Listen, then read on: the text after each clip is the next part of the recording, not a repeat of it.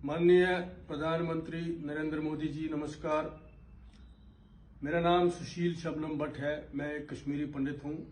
1990 में मेरी उम्र 18 साल थी। आज मैं 50 साल का हूँ। बहुत दिनों से चाहता था कि आपको एक चिट्ठी लिखूं। फिर मैंने सोचा पता नहीं मेरी चिट्ठी आप तक पहुंचेगी या नहीं पहुंचेगी, इसलिए एक छोटा सा वीडियो बनाता हूं और उम्मीद करता हूं कि सोशल मीडिया या किसी और माध्यम से ज़रूर आप तक पहुंचेगा और आपको चिंतन करने पे मजबूर करेगा। मोदी जी, 1990 में कश्मीरी पंडितों के साथ क्या हुआ ये मुझे कहने की जरूरत नहीं है, क्योंकि आप प्रधानमंत्री हैं, आपसे बेहतर इस बात को कौन जानता होगा। पिछले 32 साल में जम्मू कश्मीर में किसकी सरकार थी, केंद्र में किसकी सरकार थी, ये सब आपको पता है। 15 साल कांग्रेस की सरकार रही, 14 साल बीजेपी की सरकार रही और 3 साल अन्य छोटे मोटे गठबंधनों की सरकार रही। सरकार का कर्तव्य होता है कि वो अपने नागरिकों की सुरक्षा करे, उनके जान और माल की सुरक्षा करे।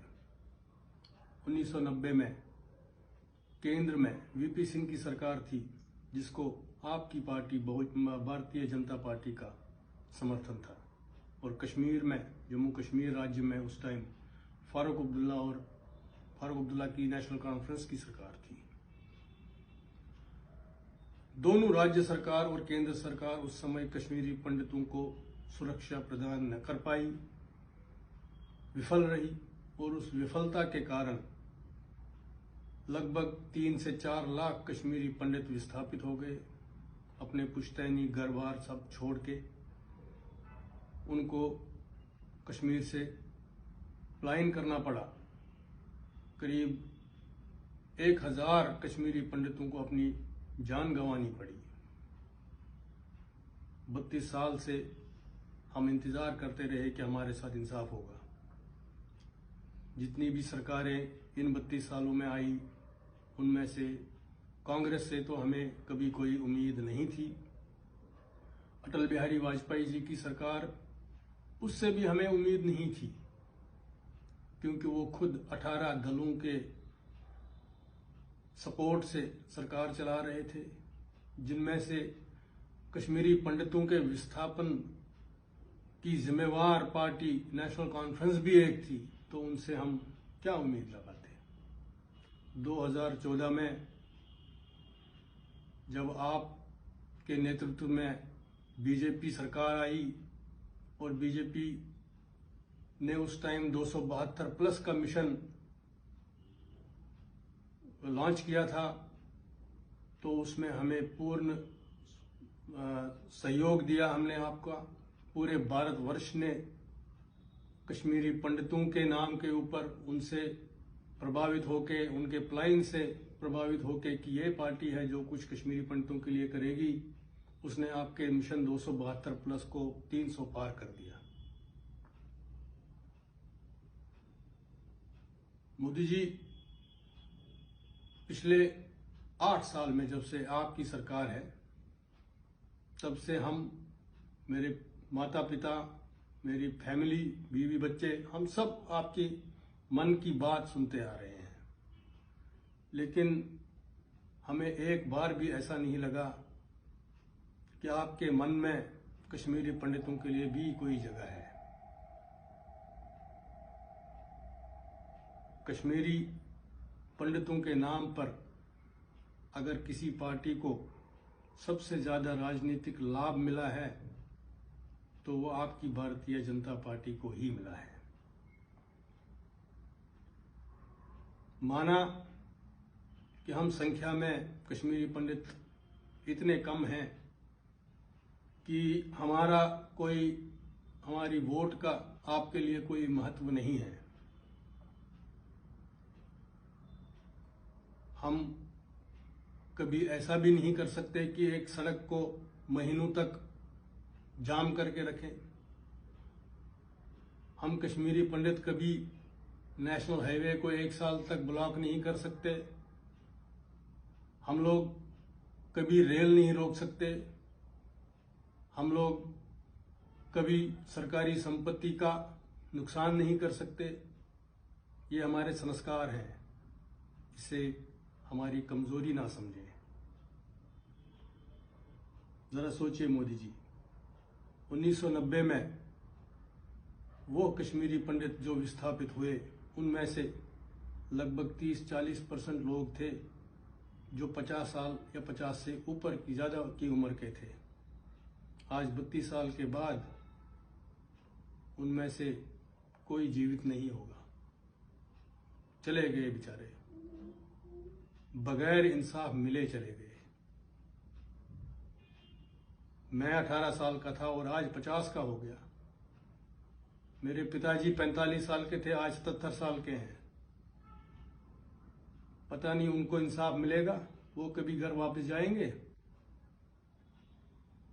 मुझे मिलेगा? मुझे नहीं पता। कुछ साल में, अगले 20-25 साल में जो लोग विस्थापित हुए उनमें से शायद ही कोई जिंदा होगा। फिर आप किसको इंसाफ देंगे? कभी कभी मुझे लगता है कि हम कश्मीरी इस भारत माता के सौतेले बच्चे हैं, नहीं तो इस भारत माता के आत्मा, इसकी सरकार, इसका न्यायालय, सुप्रीम कोर्ट कभी कश्मीरी पंडितों के इंसाफ के लिए सामने नहीं आया। हमने सुना था justice delayed is justice denied, लेकिन इस देश के सुप्रीम कोर्ट ने हमें सिखाया justice delayed is justice delivered. Congress के प्रवक्ता ने एक बार बोला था, सलमान खुर्शीद ने, कश्मीरी पंडितों के लिए, हुआ तो हुआ, लेकिन बीजेपी से हमें कभी ऐसी उम्मीद नहीं थी। मोदी जी, हम कश्मीरी पंडित हैं कितने? लाजपत नगर जितने इलाके में हम सब समा सकते हैं। कश्मीर में अनंतनाग से पहलगाम के बीच में एक 10 स्क्वायर किलोमीटर के एरिया में हम सारे कश्मीरी पंडित सेटल हो सकते हैं। अगर कमी है तो सिर्फ राजनीतिक इच्छा शक्ति की, और कुछ भी नहीं। हम जानते हैं 1990 में भारत की आर्थिक स्थिति इतनी कमजोर थी कि हमें सोना गिरवी रखना पड़ा था, और उसी वर्ष हमारा विस्थापन हुआ, और इसी कारण से हमें कई साल तक तंबुओं में जिंदगी गुजारनी पड़ी। हमारे बच्चे, हम बच्चे खुद थे, तंबुओं में पढ़े लिखे, कभी कोई गैर कानूनी काम नहीं किया, कभी बंदूक नहीं उठाया। लेकिन आज भगवान की कृपा से देश में आर्थिक स्थिति बहुत अच्छी है। हम 5 ट्रिलियन इकोनॉमी टारगेट कर रहे हैं। आज हम $3 ट्रिलियन की इकोनॉमी है। हमारे पास $640 बिलियन फॉरेन रिजर्व्स भी हैं। कश्मीरी पंडितों को सेटल करने में $1-2 बिलियन का ही खर्चा है। लेकिन क्या करें, वोट की कोई, कश्मीरी की वोट की कोई ताकत नहीं है, इसलिए शायद कोई हमारे बारे में सोचता भी नहीं है।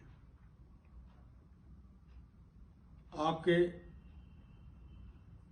पिछले 32 साल में जितनी सरकारें रही हैं, क्या कश्मीरी पंडित जिनका करोड़ों का नुकसान हुआ, उनकी जमीनें, बाग बगीचे, मकान, सब कुछ खाक हो गया, क्या इस देश ने कभी उनको कंपेंसेट करने के लिए कोई तरीका सोचा? कम से कम आज तक कश्मीरी पंडित जो 32 साल तक किराए पर रह के दर दर भटक के अगर अपना कोई मकान बनाना चाहता है, कोई फ्लैट खरीदना चाहता है, क्या सरकार ने कभी उनकी स्टैंप ड्यूटी माफ करी? उनको सरकारी नौकरियां नहीं मिली, मेहनत कर रहे हैं, मजदूरी कर रहे हैं, कम से कम उनको कंपनसेट करने के लिए उनका इनकम टैक्स एग्जेम्प्ट कर लेते। आपने इतना भी नहीं किया। आपके समर्थक, जिनमें से हम भी हैं, आपके समर्थक हमें ये बोलेंगे जी मोदी जी ने 370 हटा दिया कश्मीर से, इतना बड़ा काम कर दिया कश्मीरी पंडितों के लिए। मोदी जी आप हमें बताओ 370 हटाने से कश्मीरी पंडितों का क्या हुआ? क्या पिछले 30 महीने में जब से 370 हटाया आपने, क्या कोई कश्मीरी पंडित घर वापस गया? क्या कोई देश का अन्य नागरिक जम्मू कश्मीर में जाके बस गया? नहीं। 370 हटाने का फायदा अगर किसी को हुआ तो वो सिर्फ भारतीय जनता पार्टी को हुआ, क्योंकि आपने अब 8 साल तक जब कश्मीरी पंडितों के लिए कुछ नहीं किया तो आपने 370 एक मुद्दा बनाया, जो कश्मीरी पंडितों के मुद्दे को छोटा करके एक उससे बड़ा मुद्दा बनाया, और आप अब देश में उसका राजनीतिक लाभ उठा सकते हैं, उठाएंगे। अगर राजनीतिक लाभ नहीं होता तो आज हमारे दबंग गृह मंत्री कैराना की गलियों में घर घर नहीं घूम रहे होते, क्योंकि वहां के लोग कुछ दिनों के लिए पलायन कर गए थे, कुछ लोग जो वापस भी आ गए। राजनीतिक लाभ वहां उठाते हैं और लोगों को बताते हैं कि देखो हम हैं तो पलायन नहीं हो सकता हिंदुओं का। उनको अगर राजनीतिक लाभ नहीं उठाना होता तो उनको कश्मीरी पंडितों के शिविरों में जम्मू में दिखना चाहिए थे। 8 साल तक आज तक एक बार भी नहीं गए वहां पे। प्रधानमंत्री जी, आप अपने आप को प्रधान सेवक बुलाना पसंद करते हैं, चौकीदार बुलाना पसंद करते हैं। हमने भी 5-7 साल तक अपने नाम के पीछे फेसबुक पे चौकीदार लगाया था, लेकिन हकीकत यह है कि आप इस देश के डिफैक्टो राजा हैं। 2014 से आप इस देश के राजा हैं। 8 साल हो गए आपको। भगवान ने आपको ये मौका दिया था कि आप कश्मीरी पंडितों का भी इंसाफ करें। 8 साल से आप हमें भूल चुके हैं। अब आपकी सेकंड टर्म के 2 साल और रह गए हैं। इन 2 साल में भी अगर आपने कश्मीरी पंडितों के लिए कुछ नहीं किया तो हम कश्मीरी पंडित ये समझेंगे कि हमारी उम्मीदों का भी अंतिम संस्कार हो गया। कभी कभी मुझे लगता है कि अब कश्मीरी पंडितों को अमेरिका, कनाडा, EU में किसी कंट्री या इजराइल से अपील करनी चाहिए, सामूहिक अपील करनी चाहिए कि हमें अपना लें, हमें अपने यहाँ पे शरण दें, क्योंकि हमारे देश में हमारे साथ 32 साल से इंसाफ नहीं हुआ और आगे भी इंसाफ होने की कोई उम्मीद नहीं है। मोदी जी 350 साल पहले गुरु तेग बहादुर जी ने अपने प्राणों की आहुति दी थी कश्मीरी पंडितों को, उनकी सुरक्षा के लिए, उनको बचाने के लिए। आज तक हम उनको याद करते हैं और आगे भी हर कोई उनको याद करेगा। इतिहास आपको कैसे याद करेगा ये आप पे निर्भर है। जय हिंद।